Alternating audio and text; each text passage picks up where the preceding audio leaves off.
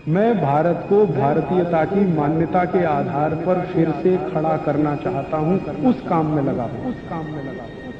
खाने के बाद पान खाते हैं चूना मिलाकर, वो जिंदगी भर वात के रोगी होंगे नहीं। माने चूना वो बोलते हैं सबसे बेहतरीन वातनाशक औषधि है।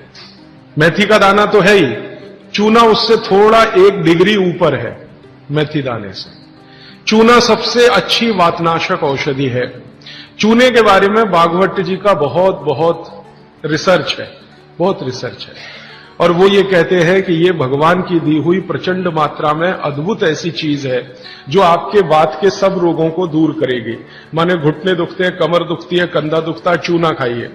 फिर वो कहते हैं कि इतना ही नहीं, शरीर में कैल्शियम जो है ना, कैल्शियम ये एक घटक है, माइक्रो न्यूट्रिएंट इसको कह सकते हैं अंग्रेजी में, सूक्ष्म पोषक तत्व है।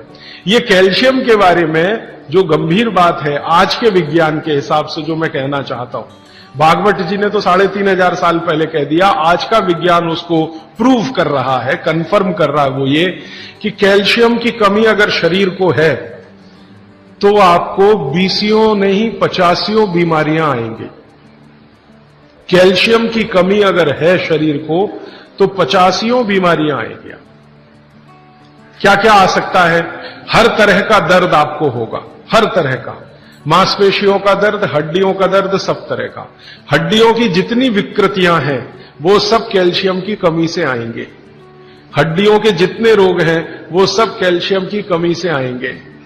फिर वो कहते हैं कि रक्त के बहुत सारे रोग कैल्शियम की कमी से आते हैं, रक्त के रोग, खून की बीमारी। फिर वो कहते हैं कि बहुत सारे कफ के रोग कैल्शियम की कमी से आते हैं। तो कैल्शियम कम नहीं होने देना चाहिए। जो विज्ञान आज का कहता है, आधुनिक विज्ञान ये कहता है कि कैल्शियम वो माइक्रो न्यूट्रिएंट है, वो सूक्ष्म पोषक तत्व है जिसके शरीर में रहने पर ही दूसरे सूक्ष्म पोषक तत्व उपयोगी होते हैं। ये 12-15 साल का रिसर्च है। एक वाक्य में मैंने खत्म कर दिया। कैल्शियम की उपस्थिति में ही बाकी सभी सूक्ष्म पोषक तत्व उपयोगी होते हैं।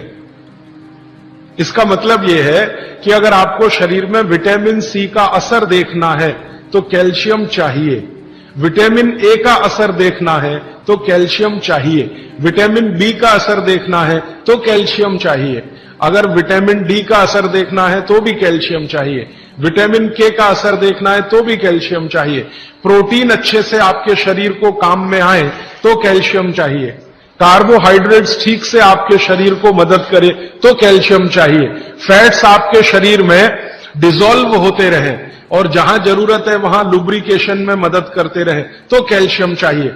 माने समझ लीजिए कि कैल्शियम अगर नहीं है तो शरीर में सब कुछ बीमारियां आने ही वाली है। इसलिए कैल्शियम की उपलब्धता शरीर को होनी ही चाहिए। अब इसके बारे में भागवत जी कहते हैं, आधुनिक विज्ञान ने अभी प्रूव किया, भागवत जी पहले ही कह गए कि हमारे शरीर की 40 वर्ष की उम्र तक, 40 से 45 वर्ष की उम्र तक जो कुछ भी हम खा रहे हैं इसी में से हमको कैल्शियम मिलता रहता है। सबसे ज्यादा कैल्शियम आप जानते हैं दूध में है, दूध, फिर दूध के बाद दही, दही के बाद मट्ठा, मट्ठे के बाद मक्खन, मक्खन के बाद घी, इन सब में भरपूर कैल्शियम है। फिर आपने खाया संतरा, मौसम्मी, नारंगी, अंगूर, द्राक्ष, जो भी खट्टे फल, आम वगैरह वगैरह, सब में कैल्शियम भरपूर मात्रा में है। फिर सबसे ज्यादा कैल्शियम फलों में माना जाता केले में है। केला भरपूर खाना चाहिए क्योंकि कैल्शियम का सबसे बड़ा भंडार है और आसानी से हजम होता है। तो ऐसे जो फल हैं इनका जो कैल्शियम है ये 40-45 साल तक हमें आसानी से मिलता रहता है, क्योंकि शरीर की जो बायोकेमिस्ट्री है 40-45 साल तक एकदम दुरुस्त और तंदुरुस्त रहती है। जठर अग्नि भी तीव्र रहती है, बाकी सब फंक्शन ठीक है। लेकिन जैसे ही 45 की उम्र खत्म होती है, माताओं को यह बात विशेष रूप से कह रहा हूं, बहनों को, माताओं को, जैसे ही आपकी 45 की उम्र पूरी होती है और आपका मेंसेस साइकिल बंद होता है, मासिक धर्म आपका बंद होता है, उसी समय आपको कैल्शियम हजम होना कम होना शुरू होता है। आप कितना भी ये सब चीजें खाएं, केला भी खाएं, ये भी खाएं, लेकिन कैल्शियम उतना पूर्ति नहीं करता, क्योंकि कैल्शियम को शरीर में डाइजेस्ट कराने वाला जो हार्मोन है वो तभी तक आपको है जब तक आपकी मासिक चक्र की शुरुआत है। मासिक चक्र बंद होते ही ये हार्मोन कम होता है। आप जानते हैं कई हार्मोन्स कम हो जाते हैं, तो कैल्शियम डाइजेस्ट होना बहुत मुश्किल होता है। तब आपको जरूरत पड़ती है कि बाहर से कैल्शियम लें। इसलिए सब माताएं इस बात को ध्यान दें और इसको गांठ बांध लें कि 45 की उम्र होते ही चूना खाएं, क्योंकि अतिरिक्त बाहर से कैल्शियम उसी से मिलेगा। चूना जरूर खाएं आप सबके लिए, और आपको भी है चूना खाएं, क्योंकि आपकी उम्र भी 45 की जब पूरी होगी तो ये जो कैल्शियम है वो आपके लिए पर्याप्त नहीं है जो फलों से और सब्जियों से आ रहा है, कुछ अतिरिक्त चाहिए। और चूंकि बाकी सब माइक्रो न्यूट्रिएंट्स कैल्शियम की उपस्थिति में ही काम आएंगे, इसलिए इस पर ध्यान दीजिए। तो शायद इसलिए इस देश में एक परंपरा विकसित हुई है पान खाने की। ये पान खाने की परंपरा बहुत वैज्ञानिक है, बहुत ही वैज्ञानिक। जिसने भी शुरू की वो बागवट का पक्का चेला रहा होगा, बहुत समझकर उसने ये शुरू की। और ये अद्भुत है। अद्भुत मैं इसलिए कह रहा हूं कि भारत की सब जातियों में उत्तर से दक्षिण, पूरब से पश्चिम ये परंपरा है। कहीं भी चले जाओ, आप सिक्किम में चले जाओ, अरुणाचल में चले जाओ, वो भी पान खाते हैं। और आप धुर दक्षिण में आ जाओ तो यहां भी है, उत्तर में चले जाओ, कहीं भी चले जाओ।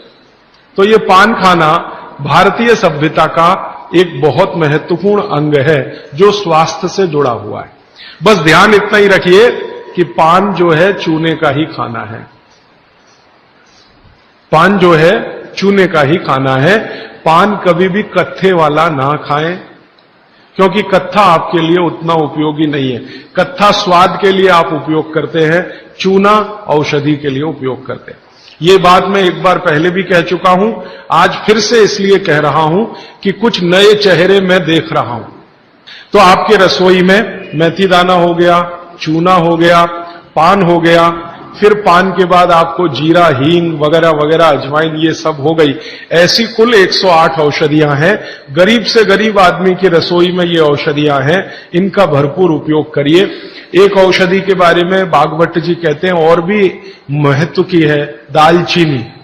दालचीनी के बारे में बागवट जी कह रहे हैं कि वायु के जितने भी प्रकोप हैं, जैसे दमा, अस्थमा, ये वायु की बीमारियां, अस्थमा, दमा, वात की बीमारियां वायु की, तो इनको खत्म करने में या समाप्त करने में या इन बीमारियों को ठीक करने में बड़ी मदद करता है दालचीनी। और दालचीनी के बारे में बागवट जी कहते हैं कि ये दमा, अस्थमा, इनको तो खत्म करेगा ही, वात के सब रोगों को खत्म करेगा, कफ के रोगों को भी खत्म करता है। कफ के रोग आप समझते हैं, खांसी है, सर्दी है, जुकाम है, मोटापा है, वजन बढ़ना, ये सब कफ के रोग हैं। तो इनमें भी दमा जैसी बीमारियों जितना असर है दमा पे, उतना ही इस पर भी है कफ की। तो दालचीनी का भी उपयोग आप कर सकते हैं आपकी बीमारी के हिसाब से। दालचीनी आप सब जानते हैं, आसानी से आपको पहचान में भी आती है। बस उसका उपयोग करते समय ध्यान रखें कि ये ज्यादा उपयोगी है पाउडर के रूप में। कई बार मैंने देखा है भोजन बनाते समय हम दालचीनी का पत्ता डाल देते हैं या उसकी वो जो छाल जैसी है वो डाल, वो उतना उपयोग नहीं आता जितना पाउडर करके वो उपयोग में आता है। और दालचीनी के बारे में बागवट जी कहते हैं कि इसको अगर उपयोग कर रहे हैं तो आप गुड़ के साथ इसको खूब घिसिए, रगड़िए, ऐसे ऐसे ऐसे ऐसे खूब अच्छे से गुड़ मिले, फिर खाइए, फिर पीछे से थोड़ा गर्म पानी पीजिए, अद्भुत परिणाम। और अगर आप शहद ले सकते हैं तो शहद के साथ तो इसका मर्दन, मर्दन एक शब्द उन्होंने इस्तेमाल किया, मर्दन माने घिसना, रगड़ना। तो वो कहते हैं कि खूब रगड़ करके, मर्दन करके शहद में ऐसे ऐसे ऐसे ऐसे 5-7 मिनट, फिर चाटिए और थोड़ा हल्का गुनगुना पानी पीजिए, तो आपके शरीर के कम से कम तो 50 रोग ये अकेला दालचीनी खत्म कर देगा।